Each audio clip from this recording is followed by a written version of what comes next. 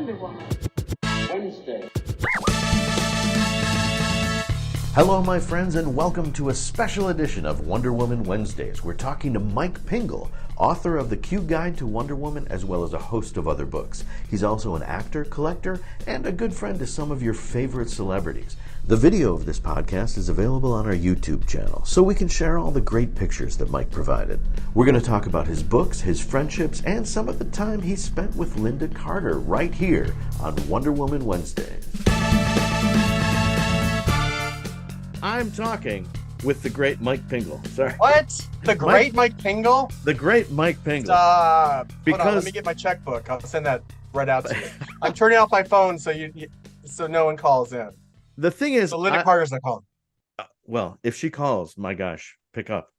But the thing is, I keep like learning more and more about all the great stuff you do. Like when originally I was introduced to you, it was just a mutual friend of ours, David Bernstein, who lives out there in California. In fact, I saw that you just saw a show with him. Oh, we went to Into the Woods last night. Yeah, that sounds fun. So David knows that I'm a crazy Wonder Woman fan.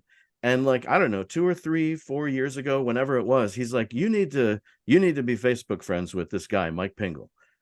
You'll love him and you'll love his posts and all that stuff. And I did.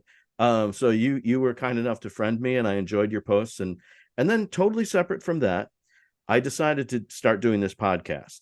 And I'm looking for a book to get started, because the first episode that I was going to do was going to be not only about the pilot, but about the background of Wonder Woman and the show. And I needed a book that sort of was a good general overview. And I could only find one in print, and that was your book. The Q Guide to Wonder Woman. And this is the new version that's out now. Oh, what is wrong with this? There it goes. Okay. So I was gonna that's the original one that came out, and Allison Books closed. So I got the rights back, and so I put them under since I have a dirty house behind me, it's all fuzzy, so you can't see my. So when my mom watches this, she goes, "You need to go clean your house." I'm like, I know that. But this is the new version of it with Glenn Hanson's. The channel. I'll send you a copy. Okay. But this one actually has more than that one does. Go ahead. Well, now I have to get that one. Okay, yes. Because this was great. This really helped me out. But the funny thing was, I didn't know that you had written it until I got the book. And looked at the author, and I'm like, what? Hey, that's that Mike Pingel guy. So that was awesome, and it's terrific. And so that's going to be my first question. Like, what led to you writing this book? Okay, well, what led to writing the Wonder Woman book was I had originally done the Q Guide to Charlie's Angels, which was the queer guide to Charlie's Angels. I had written a Charlie's Angels book, and I had been approached. I had a couple friends who had written other Q Guides.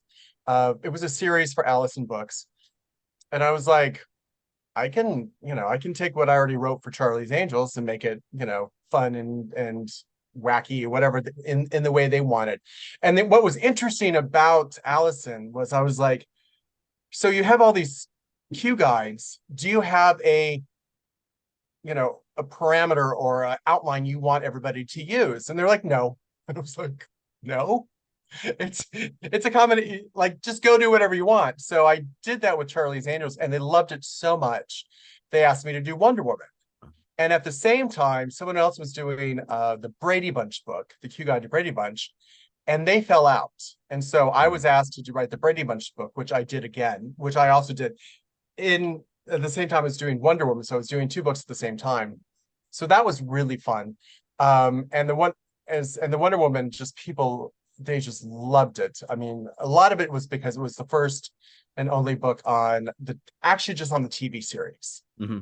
It just focused on the TV series, Lynda Carter's basically her career as Wonder Woman, and where, mostly I just looked at that series. And a funny story is I was doing a book signing at Golden Apple down on Melrose, and my friend always remembers the story because this guy comes up, and he was a little timid, and I was like, don't be timid. I'm as geeky as you. There's no reason to be. And he was like, my only question is, why don't you talk about her jumps? because in the book I write, her what she was doing as Wonder Woman in that episode. She was using arms, she was using her lasso, but I never really put jumps in because I didn't think it was that exciting. And I was like, and I said that to him. I said, well, it's just because, it's just not that, it's not that huge of a leap for Wonder Woman to jump over the the the fountain, Right. that's always The in hedge the or opening. wherever she's. Yeah. Yeah. And he was okay with that answer. And I was like, whew. But Wonder Woman fans loved it. And that was the really nice thing about it because, I deal with different fan bases. When I did Charlie's Angels, they're a little bit, Charlie's Angels fans are, what's a good word? Mom, close your ears, bitchy. Okay. Brady Bunch people hated my book. Really? Downright hated it, said it was horrible, did not like it. I don't even think it sold. Actually, it never was released through Allison. They closed by that point, and I had re-released it, and they hated it, and I pulled it, and I have not released it again. But Wonder Woman, the Wonder Woman fans were like, "Don't mess with our girl," and then once they read it, they're like, "We love this book," and that was really nice to have that the fans actually embrace the book and lovers of Wonder Woman and Lynda Carter, because at the time that was the only Wonder Woman we really had. So right. Yeah, it was published in the early 2000s, right? Yes. And so you had met Lynda Carter by this point. By that point, yes, I did. Okay. It was funny because I was working with Farrah Fawcett. I was her assistant, and the person that was producing Lynda's shows, her first show was up in San Francisco, and they invited me to come because they wanted Farrah to do love letters at the time with somebody else. Right. And later on, it didn't never happen, but it was in talks with Lee Majors. But at that point, they invited me up, so we flew up there. Not Farrah, but a good friend of mine. And that's when we met her. We went backstage, and it was a big brouhaha because she wasn't really doing meets and greets at the time either. So right. We got to meet her, and although the first book, that book, the Q Guide, does not have an interview with her, the new book does have an interview with Lynda, and okay. I have interviewed Lynda, gosh, I would say about 6 times for her shows. And so those are also, I also reprinted those in the books too. So because I worked for WeHo Times, I worked for Frontier Magazine when it was out, and we did a lot of interviews with her, and that's when I got to know her. And like, what do you think of her? Tell us about her. Lynda is amazing. I adore her. She is everything you'd want in a Wonder Woman. And she's sweet and kind, and she's been always sweet and kind to me. And actually, she hired me to be her personal photographer when she got her start on the Hollywood Walk of Fame. That's right. Which was about 5 years ago, I think, 5 or 6 years ago. So I had done a lot of photography during her shows that she's used them on her website and other publications and that kind of stuff. But she wanted me to come in, and so I literally was with her that whole day. She wanted me to come. Well, I was originally supposed to meet her at the Star with her publicist, Pete, and I got a call. She's like, "Come into the hotel. I want to do some behind the scenes stuff." I'm like, "Okay." So I go to the hotel, and literally got in there, started taking pictures, did some videos, and then went down to the car. And I was wearing this red and white striped shirt, which I find hysterical because the only reason I wore it was so Lynda could pick me out in the crowd, so she could do the photo with me and then do it with everybody else, right? Right. Like, where's Pingel? So where's Waldo? So we were going down in the elevator, and there's 2 huge SUVs to take us to would take them. I just assumed I was going to get my car and drive, to the event. And she was like, "You're in that car, we're in this car." And I'm like, "What?" So I get scurried into a car. We're getting the car. Pete's calling me on the phone going, "Where are you?" And I'm like, "I'm in a car with the makeup people. We're on our way." He was like, "What?" I'm like, "Yeah."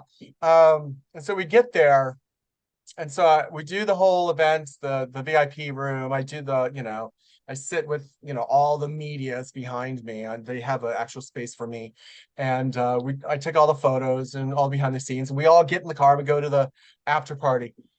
But the funny thing is, my clothing that I was going to change in for the after party was in my car. Oh. So I had to wear that stupid shirt through the whole night. Through the whole day. I was like, okay. That was a choice. That was a choice. But that was an amazing day, being with Lynda, being with her family, and just really taking it all in and getting all the shots of all her friends. And, just it was an amazing moment for her in her career. But even for me as a photographer, it was a fun day. And, if you've ever been on a line with photographers on a red carpet, they're not, I mean, they're nice, but they're all looking for their own shots. They're not, and little me, la la la la la, I'm coming out with Lynda, and they're like, "Who are you? And what are you doing?" And and I was like, "I'm just taking pictures for Lynda." So it was a fun day to capture it for her, and she had an amazing time, and her family had an amazing time, and all her friends were so excited for her. And that was probably the highlight of me and Lynda. I love it. So, and is that the last time you spoke with her, or have you spoken to her since then? She came back. I think she did another tour. That was in 2008. I think she came back one more time. Okay. Yeah. I always go to see her, and we always do an interview, and it's not like we hang out or anything. Right. It would be nice. That would be nice. But so you mentioned Farrah. Yes. And that's, for anybody who's familiar with you, and I'm gonna definitely recommend that people check out your website and everything. And there's a lot of stuff on there about you being Farrah's assistant. So talk about that. Like, how did that come about, and what was it like? Talk about as much as you want. I know there's a lot there. Well, yeah. How does one become a fan and become Farrah Fawcett's assistant? It was something that I never expected to do, and I didn't want to do. Which is really funny, because I was like, do you want to be Farrah Fawcett's assistant? No. Why would I want one of my favorite angels to yell at me? Because if you've ever been an assistant, you know what it's about. Your life is their life, period, 24/7, 7 days a week. I would make plans with friends. I always had to cancel because I always had to go do something. So that was my life for 2.5 years. But how it came about was I was on her show Chasing Farrah. I was one of the fans who were chasing her. The original show Chasing Farrah was loosely supposed to be me chasing her. And what happened when the camera started rolling, they were like, that's where the craziness is. It's when she walks in a room and it's all the craziness. And if you watch the series on TV Land, I think you can find clips on YouTube now. It was an amazing 8-episode show. I was on, I think, 6 of the shows in different clips, and there's one you just see my hands. But yeah, it was a fun show. So after the show was done, Farrah wanted to come over and look at my collection, and so Craig Nevius, the producer and the director, brought Farrah to my apartment in the evening, late in the evening, because Farrah never did anything really at any time during the day. And so she came in and she was looking at all the pro art stuff that they produced, because she didn't know everything they had produced. She wanted to get a listing of it, and she was trying to get the rights back to her poster. And so she was in my house and in my bedroom, and we just sat there going through boxes. And I wish I had taken more pictures, but sometimes when you're in the middle of things, right, you forget about that stuff. Plus, this one was in 2006, and cell phones were just coming into game, and cameras were not like they are now on your cell phones. They're nowhere near like they are now. And so we took a couple pictures at the end. I took a picture of her looking at the stuff, and we just had a really good time that day. And then they left, and she was looking for an assistant, and Craig had thought and suggested me. because I was looking for a new job. I had just bought a new car, the Cobalt car that I bought, and I needed something to do. And she was like, "No, he's a publicist. Why would he want to be an assistant?" And at that time, I was asked to come interview, and I was like, "Heck, yes, I want to see her house." I was like, "Yeah, you know, what little 8-year-old fanboy of Charlie's Angels does not want to see inside Farrah Fawcett's house?" Right.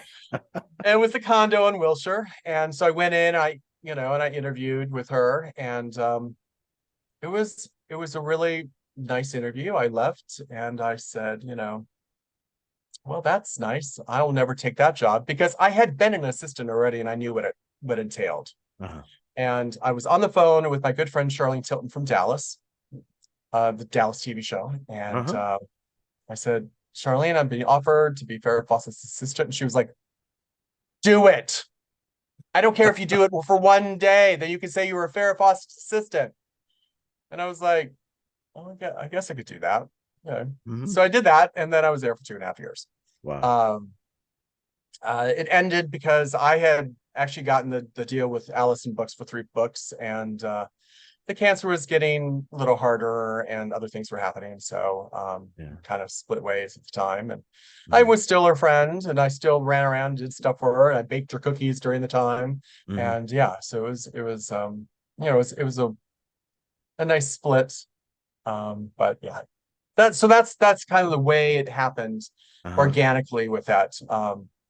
With Farrah, and yeah, it was 2.5 years, and just Hanging out you with Farrah know 24/7, yeah, it making just her cookies. baking her cookies, making food. Yeah.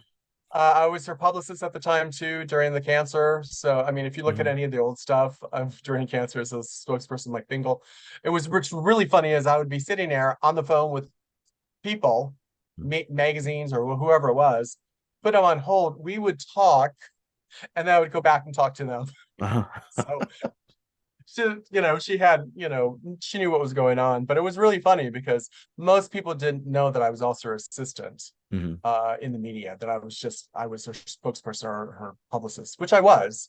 I Mhm. released all the releases and dealt with stuff that way too. So I did a lot of stuff a lot of stuff. And I also created stuff for her website with her. We bonded together created like the t-shirts and that kind of stuff. So we did a lot of stuff like that. So yeah, it was fun.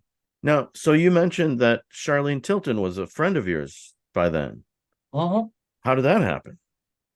Wow, that's a very good question. Let me see. How did I get to know Charlene? I know how I got to know Charlene. A friend of mine was doing a play called Tell Veronica, and they hired me as a publicist. Okay. And it was really funny. I've told her the story, and she's not. She, she was like, "I was never mean to you," but first time I met her, she was like, "Oh, hi." I was like, "Deal with that," and of course that was way over faster than you could ask for a tequila shot. So Mhm. yeah, no, it was that was way beyond.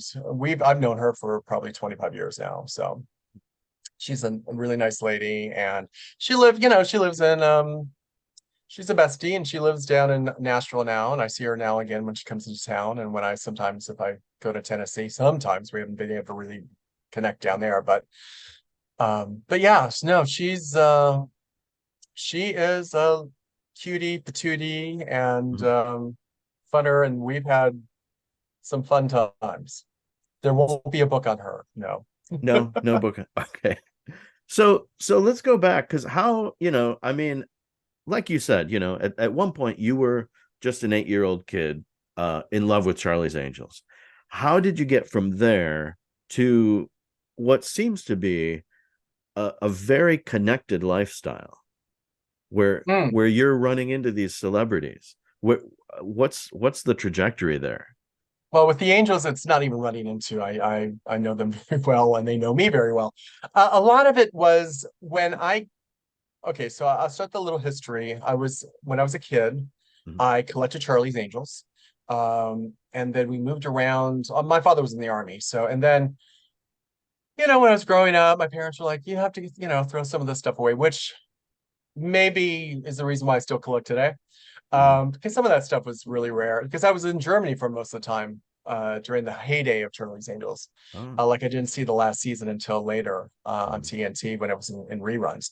But so that's where, you know, the love of Charlie's Angels and the collecting happened and all of that fun stuff happened with me. And then when I moved to LA to become the huge star that I never became, I went to a party and they had collected celebrity dolls and their whole house was full of celebrity dolls. It's Christy McNichol and Cher and Donnie and Marie. And they were showing me all this stuff and I was like, oh, you know, I'm a kid of the 70s and the 80s. And I was like, oh, I love all this stuff. This is great. And then we went in the bedroom. They had them all around the top of their bedroom. And so I was looking around and I turned around. And as you walk out the door, the 4 Charlie's Angels dolls are on the top of the right above the doorway. And I was like, I want those. And so they introduced me to a thing called Toy Shop. I don't know if you've knew about that. That was before the internet. You got this magazine newspaper, and people would get it FedEx to them. They would pay money to get FedEx. So you could circle and you would have to call the people. Hello, I would like the Charlie's Angels puzzle or the mirror or whatever they're looking for. Circle it. Hopefully they'll keep it for you. Write a check, send it in the mail, and then you would get the stuff back. Wow. And so it was a whole ordeal. And it was like, you know, you called and someone already got it because they had it FedEx the day before you got it, or you ran down to, you know, the newsstand to get it before anybody else could. It was a big hunt. Like that's what I love about collecting sometimes, is just going to find it, going to hunt and find something. So I did that for a great while, and my roommate thought I was crazy. She thought I was like cuckoo because there was boxes of Charlie's Angels crap coming to the door. They were sort of like, who am I living with? And then I was like, I started meeting friends and in the collecting world, and it's like, is there a newsletter or a something for Charlie's Angels? And they were like, no. And I was like, maybe I should start that, which then I did. I started Angelic Heaven in 1995. And I just started sending out to all the publicists. I lived in LA, so publicists and Sony and people who were producing stuff at the time, because at that time they were producing t-shirts and other collectibles at the time. And I just started monthly just sending stuff out. And I grabbed a couple of my friends and they became editors, and we would write them and I would design it all and send it out. It was like a fanzine, and it was in the stores here down in town, and people would get it around the world. I would send it internationally. And it went on for 4 years as a paper newspaper. And that's when I started meeting I didn't really meet the Angels yet, but I got to know their agents and people and they were like, they would just send me all this stuff. They would let me know what was going on. And the big break for me was, there's 2 big breaks. The first one for me personally was Deco Drive in Florida, which was it wasn't online, but it was a TV show. And they were interviewing Cheryl Ladd for a movie,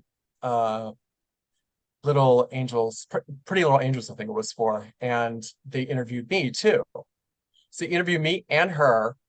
And so I'm watching it. And then they interviewed a fan who had collected together. Anyways, to show their choice. And I was floored because I'm sitting here.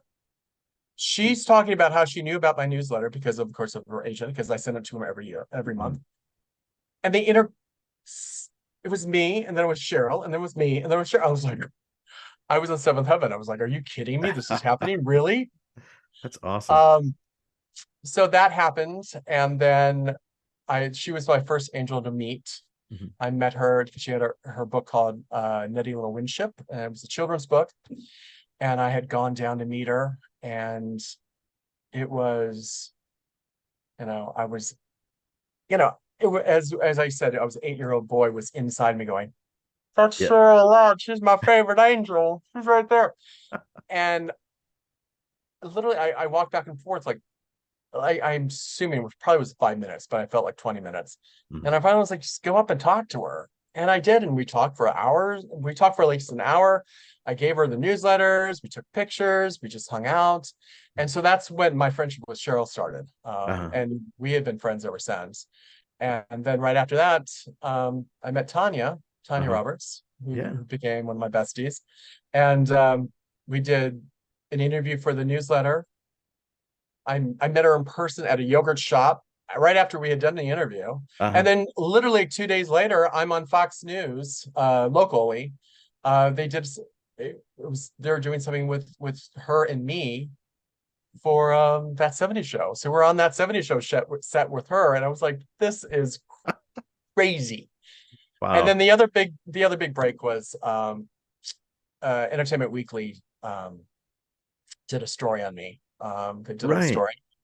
And Yahoo, which was the biggest internet search engine at the time, chose Angela Kevin because I went online at charliesangels.com as one of the fan sites, the sites to go check out, and which blew me off the internet. And I had to pay a lot of money to get back on because at the time it was me and McDonald's, I think. There was not a lot. But so that's how it kind of all started. It started with collecting as a kid, collecting as an adult, newsletter, meeting Cheryl Ladd, meeting Tanya Roberts, and then it's been history ever since. The one I was really the hard one to meet was Shelley Hack, and I had filmed for an Entertainment episode show series. It was I think it was a series, and they were going to film her. I'm like, can I go, please? I'll hold her. She doesn't need to know who I am. And then, of course, I was sitting there and they're interviewing. I'm like, she was like, Shelley was like, I don't remember the Love Boat Angels. I'm like, oh yeah, okay. The Love Boat Angels was when you were coming on. It was a 2-picture. It was double, and she was like, you know everything about Charlie's Angels. I'm like, yeah. Wow. I have to ask because when I was a kid, I was a big Kate Jackson fan. Did you ever meet Kate Jackson? Yes, I saw her yesterday. What? Did you really? Yeah. Wow. We're good friends. That's awesome. I see them all. That's the thing about except for Shelley, I don't, she just moved. I don't know where she lives. I don't stalk anybody. I don't have any restraining orders. I just want to put that out there. Okay. No restraining orders. I met Jacqueline and Kate for the very first time when I was Farrah's assistant. Okay. So yeah, they came over to the house, and I literally almost fell over. I was like, what is going on here? Wow. Why am I in Charlie's Angels? And she had cancer, and Farrah would not get in the picture with us. And she was like, I have cancer, Mac. I'll take the picture. Like, no, you need to be in the picture. So I do not have a picture with a set of angels, which is the saddest thing in my life. But Farrah took the picture. I'll send it to you. She took a picture of Kate and Jacqueline and myself, and she put her Warhol in the back of it. It's like, interesting. I have lots of pictures with 2 angels and me, but not the 3. And that I would probably give anything to, even with season 2. Well, season 2 is my favorite because Cheryl was my favorite angel. Yeah. So. Yeah. And Farrah would give me a lot of shit for it. She would. She would introduce me to people, and she goes, Mark, who's your favorite angel? I go, Cheryl Ladd. She goes, yep, see, he doesn't even like me. Because I came to her as an assistant with Charlie's Angels baggage, or Charlie's Angels toys all over me. Right. So people were like, "You're letting that crazy person be your assistant," and they came to find out that I'm the most sane person in the world. So I might have a lot of pink Charlie's Angels toys, but I'm pretty much sane. Can I tell you, speaking of Charlie's Angels, I said I was a Kate Jackson fan. I actually started what I called the Kate Jackson fan club. No. But I didn't do anything with it. I just painted it on a door. And that was the clubhouse where me and my buddies would meet and, talk about 5th grade stuff or whatever it was. I didn't actually have a newsletter. I didn't try to contact her. I did collect clippings, but I just wanted to call my little club the Kate Jackson fan club, but it wasn't really a fan club. Did you have to bring your trading cards to get in? Show your favorite Kate Jackson trading card? I was the only one that No. had any of that stuff. Nobody else cared. I mean, they liked the show, but anyway, Interesting. yeah, Interesting. I don't think I actually knew what a fan club was at the time. I knew the term, and I thought, well, I'm gonna have the Kate Jackson fan club. That's true. I mean, well, fan clubs at the time were, folder, and they sent you just promo pictures, and Hmm. for $3.99, and then they want you to buy a poster for $5.99, and Yeah. it's interesting. And like, today, Farrah Fawcett's swimsuit poster is now being sold at Spencer's right now in a new reprint that's going on. It's selling out everywhere at Did she wind Spencer's. up getting the rights to it? Yes, we Okay. did. We So did. so when people buy it, it goes to her estate, or Yeah, it's part of the foundation now. okay, great. So yeah, That's so awesome. it's interesting that you say that, because we had gone in, and Craig and I were in the archival trying to find the contract, and during the the last year of her life, Craig was able to get it back. So yeah, Fantastic. Trickless tried to sell it, and then it never went, and then we finally got it back. She got it back. So yes, it was good. It was one of those things that she wanted to do, Hmm. get the rights back of her poster. So yeah, Wonderful. it's one of those things. I mean, it was fun working with her as far as all the collectible stuff or the collection, or the new stuff we made for her websites that people collected. Mm. Um, but yeah, I'll have to tell Kate about your uh, your special room. My fan club, which was just, yeah, it was a clubhouse. It was like a shed in the yard. We called it the summer house, and I don't know why. I think it used to be a chicken coop in the 50s, but then it became like a shed where people would store things, and I turned it into a clubhouse and put KJFC on the door for Kate Jackson Fan Club. Oh my gosh, I even had one I of her love it. I had one of her glossy 8x10s. Like I think it was issued in, I don't know, 79 or something, when I think when the show was, really really steaming Hot. along. Yeah. Now Well, you were friends with Tanya Roberts, yes. and you we some of what we talked about when I wasn't recording, you were talking about the book that you were putting together with her. Yeah, I'm working on putting a kind of an autobiography of her and me. Mm. We had worked on a book,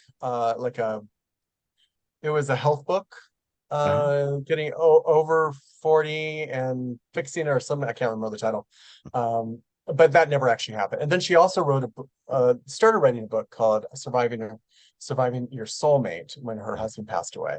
Mm. And so I'm creating a book with those two things intermixed with her career and her memories of her career, and my memories of her and meeting her, and just our combined friendship that was, I mean, I can't believe she's gone anyway, but it's still, it's hopefully it'll be a fun book. It's going to be an interesting book for me to lay out and write, because I don't want people to, where are we now? We're surviving a soulmate, and now you want me to, you know, do something with my cellulite, Mhm. but it's just and I really feel that, I want to honor her and her career, and she had such a huge career. I mean, she was a Bond girl, she was a Charlie's Angel, she was, in the Beastmaster, which was a cult classic. Of Right. course, she was in that '70s show. Hmm. Yeah. It was funny because one of the questions I asked her in one of the interviews, I said, "So you're on that '70s show. When is your poster going to be on the wall?" And she goes, "Well, if we're in '76, 1, 2, 3, 4, probably 5 years from now, my poster might be on the wall." Her poster came out in 1980 during Oh. Charlie's Angels. Mm. So yeah, I really want to take time with it, and I have all of, her archives of her life, and some stuff I didn't even know. I mean, I didn't know her huge career as a model before, so I'm learning stuff too while looking through all this stuff that, someone who had such a huge successful career, and you know I want Mhm. to honor her, and I think she deserves it. Yeah, I know we talked about a couple of other things Yeah, we talked about how setting my books up. Oh yeah, yeah. So one of the things I love about this book is it caters to my lousy attention span. Yes, it does. Because That's you the can thing I like. Yes, I call them bathroom books uh-huh, because you can sit in your bathroom, you can get whatever book you like, and uh you can just pick it up and go, huh, what was the show that you watched on the Falcon? oh What yeah, number was the Pluto file it? with Robert Reed. Yes. And Yes. where is that? I don't even know what episode.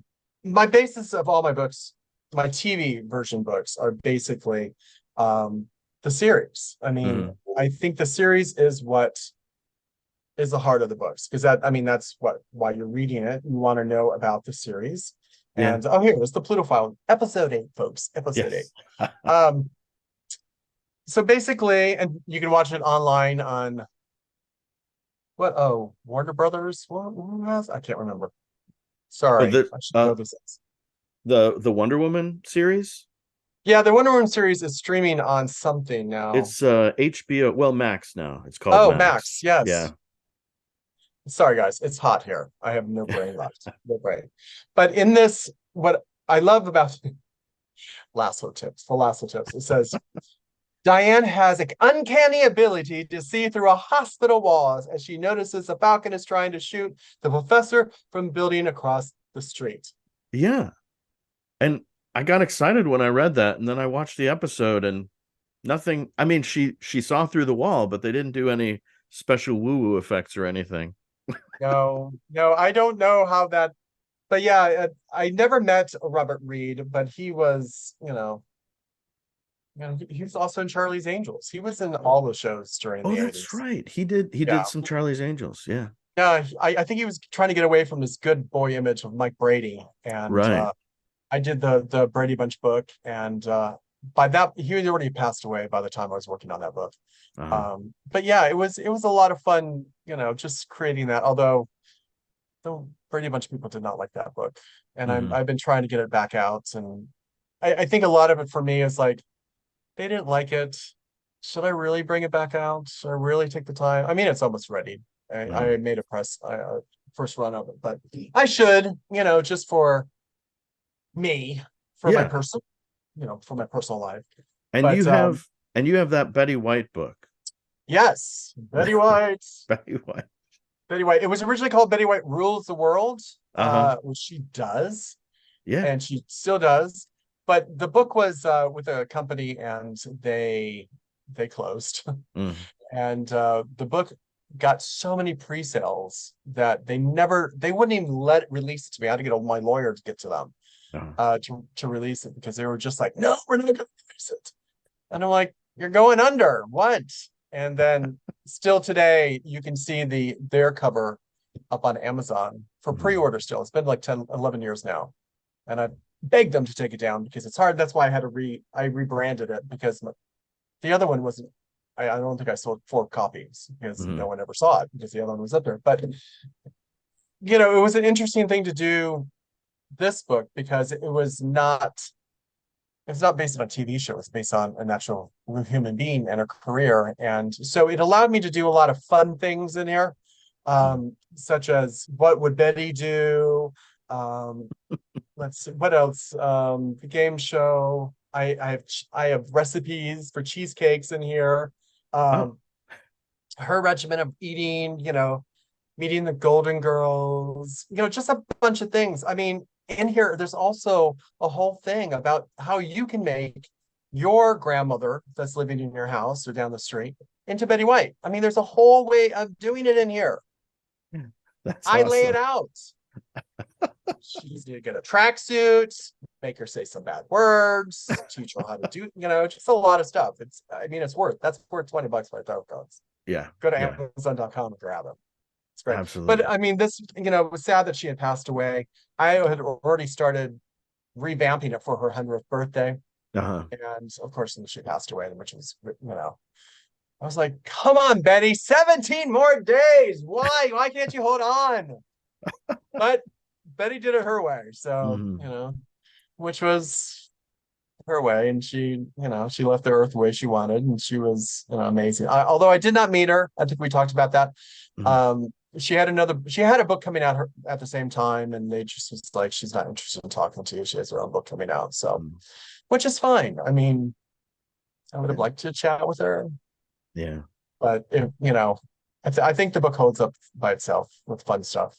And Mhm. it talks all about, her birthday and then her passing on there too. So I'm trying to see. I want to quote Lynda Carter. Ah, Hold on a second. Let me see where I don't know what, as I said, I haven't looked at, sometimes you look at your books and you're like, I wrote that? What? Because I can't seem to get off the couch right now to do anything.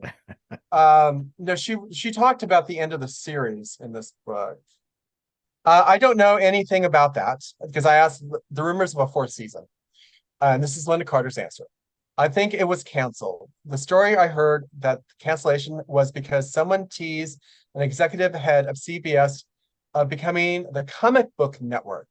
I think they had the Hulk, Aquaman, and Wonder Woman.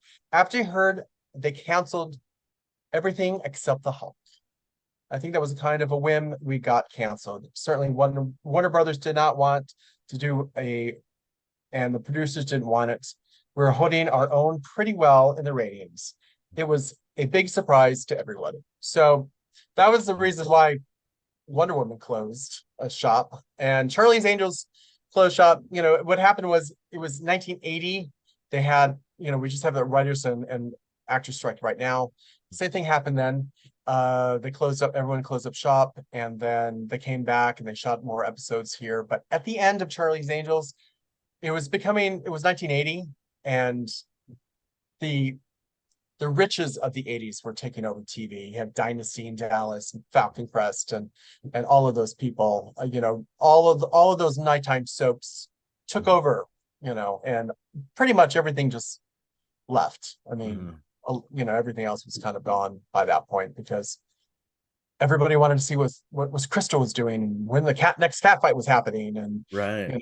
No one cared about detectives anymore. It was the riches of the 80s and MTV and all that stuff. So that's what happened with Charlie's Angels. But what was fun with the newest movie with Wonder Woman, of course, we had Lynda Carter show up and supposed to be in the new one, but that's been canned too. So what can you do? Yeah. What can you do? All I can say is if you love something, go out there, promote it, and beg and do a petition, and maybe they'll make it.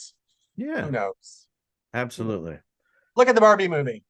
That's right. That's right. They said it couldn't be made. And there it is. And that was like 20 years in the making too. It took forever. So yeah.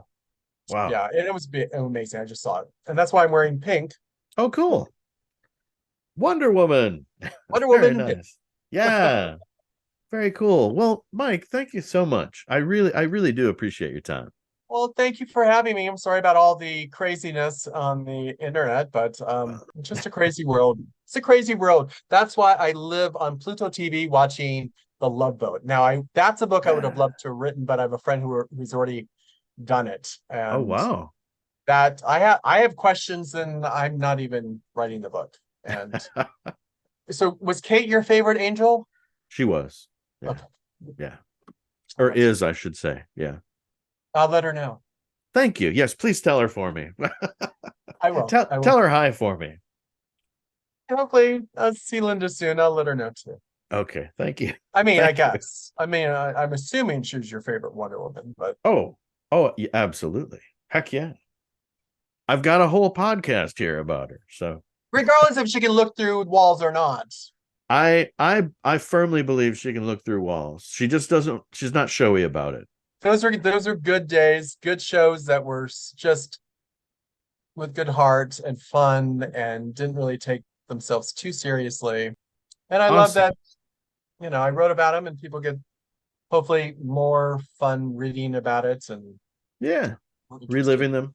Yeah. Well, I hope I talk to you again. I hope so too. Yeah. All right. Until next time. Thank you. All right. Until next time. Bye-bye. Thank you. Bye. Big thanks to Mike Pingel for taking the time to talk to us today. Be sure and check out his website, mikepingel.com. That's MIKEPINGEL.com. You'll find all kinds of great stuff, including links to his books. I'll also provide some of those links in the show notes. Join us in a couple of weeks when our guest will be cosplayer Frederick Corey, and we are going to break down Wonder Woman versus Gargantua. In the meantime, be kind whenever possible. It is always possible.